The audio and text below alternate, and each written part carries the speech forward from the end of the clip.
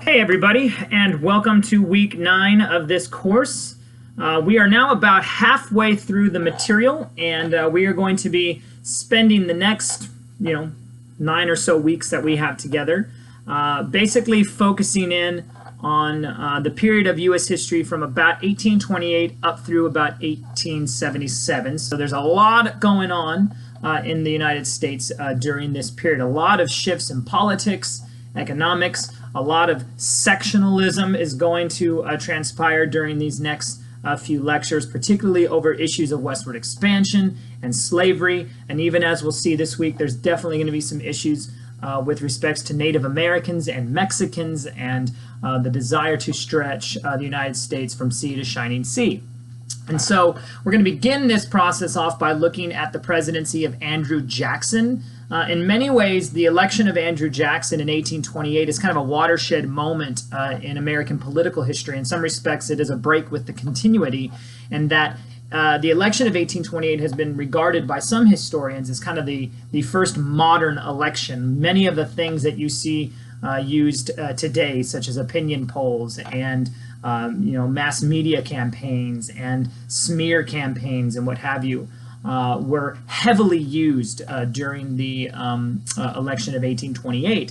And one of the reasons why you begin to see these major shifts is because you begin to see the division of political parties once again. In fact, Andrew Jackson will be the first Democratic president. Part of this is because of the election of 1824, when John Quincy Adams and Andrew Jackson had gone against one another. Ultimately, Jackson, who appeared to be the favored candidate, ultimately loses because of a corrupt bargain that took place. And there's a film that I'll have you watch that will talk about that. But Jackson and his supporters basically had 4 years to sort of stew over this. And one of the things that happens during the election of 1828 is you have a decrease of property requirements for the people who can vote. And so in 1828, more and more men with or without property, are able to vote.